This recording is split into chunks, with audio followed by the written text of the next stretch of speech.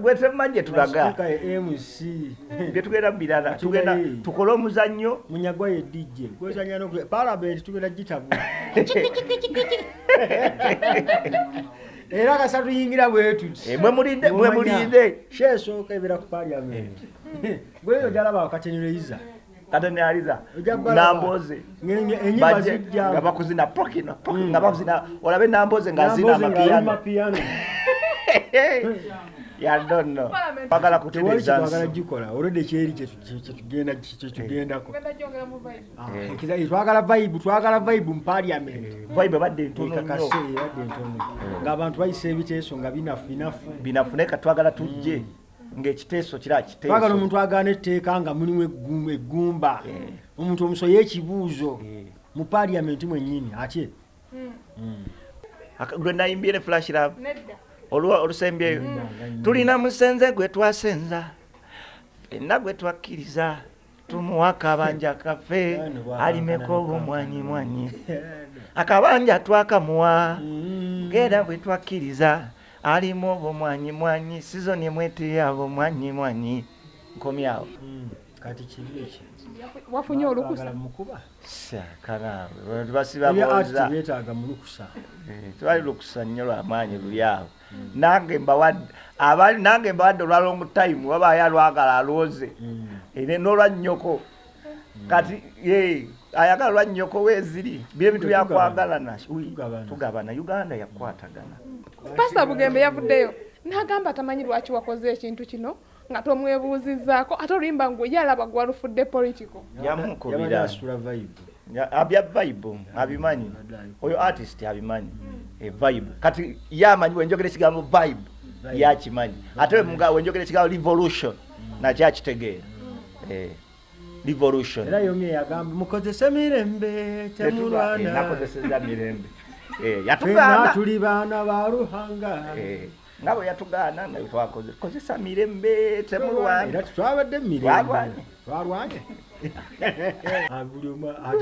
babulenga bwayagala bwetuba twayimbye ku musenze gwe twasenza asolo banze asolo bagwe asolo bono nenze gwe nayimbye ku waffe ekikandu eyo twamuwa akabanja n'akalemera olutalo lw'amaanyi ekikandwa kyenali ntegeeza tubenga abagenzi okola tumaye tulama mukyusa kifo abadde bagenda e Namugongo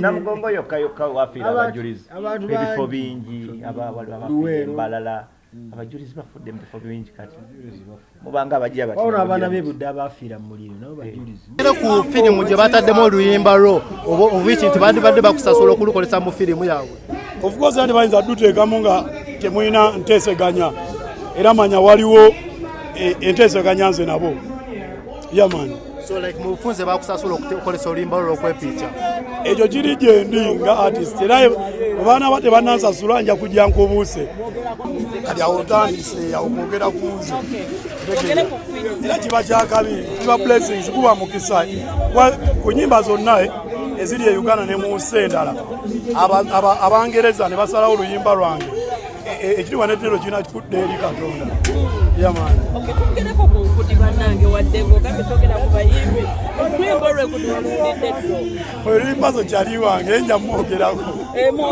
oluyimba lwakabi ngawe mulaba kamangu awula oluyimba lwakabi kati omumanyi tolambu kwali kati mwali mwagala abonebone bw'aba afunye engoma kirungi mwina musanyukirako tolina kutandika teekawo mbeera era mani oluyimba lw'enkudi lwakabi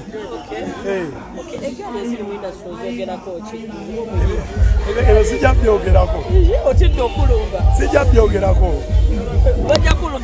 ntidde okulumba sijja mwogerako sogera ku bayimbi sigenda kwogera ku muyimbi omuyimbi kyonna kyayogedde kituufu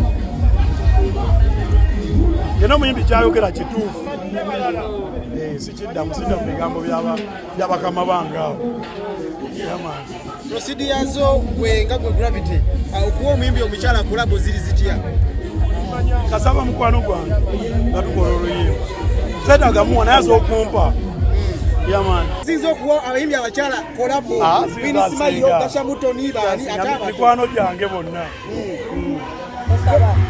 okusaba ki kibatu bwe kiba kyetaagisa nakyo nga nkisaba bwe kiba kyetaagisa nga omukyala alabikako ndi musajja nina omusaayi musanze wano nsambya ku sharing hall Father Raymond omanyi alonda abaana batalina mwasiza alonda abaana be basudde ku kasasiro abaana batalina bamaama n'abalabirira era home bagiyita Teresa Babies Home kati olwaleero tubadde wano tukola charity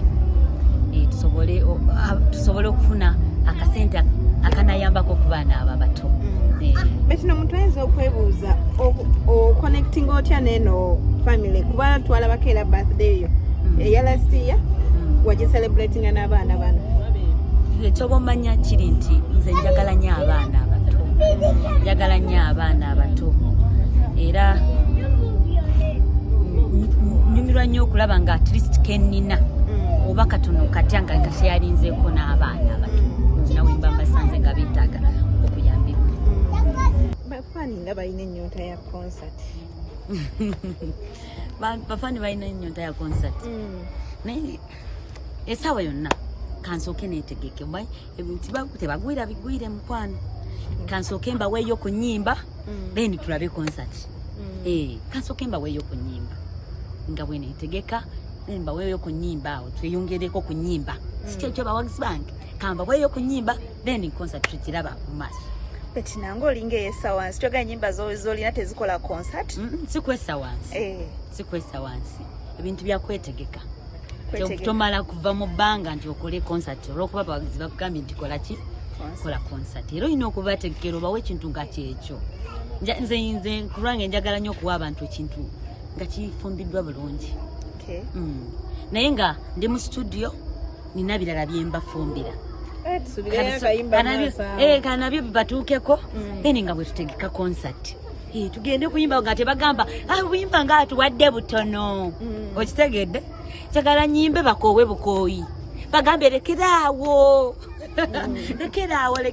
lekeraawo tukooye okitegedde waliwo omuyimbi omu eyavuddeyo n'atutegeeza nti nga mmwe abakyala bali mu industry muyita mu kusoomoozebwa oba oli awo kwe twandigambye nti mutegebwa ebibatu embeera eno wali ogiyiseemuko kale ekyo sikiyitangamu nze naye nze osanga waliwo abakola ki abakiyitamu naye bwewanga bakibayisaamu nkivumirira nze nkivumirira nga nze naye nga nze sikiyitangamu naye bw'aba avudde yayinza okuba nga kyamutuuseeko nga alina okwerwanako mu ngeri eyo naye bwanga ddala bakikola tukivumirira bakirekera awo baline kujolonga abaana abawala abantu abamu bavudde ne bateeka ensonga eno ne bagiteeka ku nyambala y'abayimbi abakyala kigambibwa abayimbi abakyala abasinga 90% bambala bubi ne basikiriza abaami abo okkiriziganya nakyo bambala bubi ne basikiriza abaami abo kati mugambye oli kowa korabu yakola ki kyogamba yagenda nga bagenda ng'amusabye korabo yagenda yambadde bubi tamanyi naye bafaani be baleese pointi y'ennyambala nedda abantu nze kijagala okugamba nti abantu eddiini etuweddemu sikiwa nti ojja kusanga ng'omukyala yambadde katika akatiika lyako yambadde katiteeka oba nyini yambadde kiti ekiriko siriiti kikino kiriko siriiti kati ani gwe mba nsikiriza nti jangu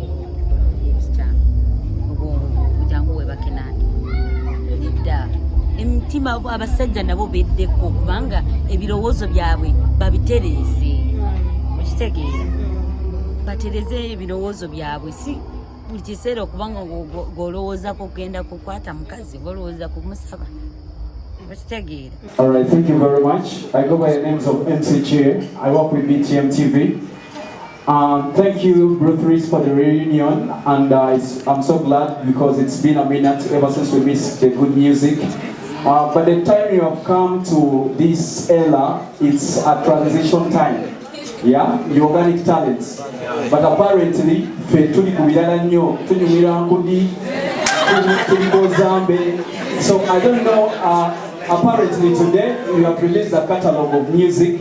I don't know, that organic music, do you think it's going to be appealing to the kind of state that you are in today? And when was the last time you had a concert? Thank you very much, MC. Guys, please, let's first keep quiet. Shifra ya mkola chote. Because clearly. Who's going to answer that? Cindy? All right. Yes, I will answer that. The fact that you are all here means real music still matters. You're not with them, you are with us. So, if we didn't matter and our catalog was not selling, what are you all doing here? That means that we're still necessary. We might not be as digital as the new artists or trending on TikTok and all that, but our music matters. When people sit back home with their children or in the time when they really, really want to listen to good music, that's where Blue 3 comes in. And then there's a time when they don't want to be serious, so they want to be in a club, they're high, and they'll listen to nonsense. And all of that. So at the end of the day, a balance, we're just here to create a balance. See, you can't end up without saying, hey, you have to say that, come back. I have to put it there. And now we are now done. That is a TikTok sound. Guys, one more time. We keep the questions to the floor. We are okay now.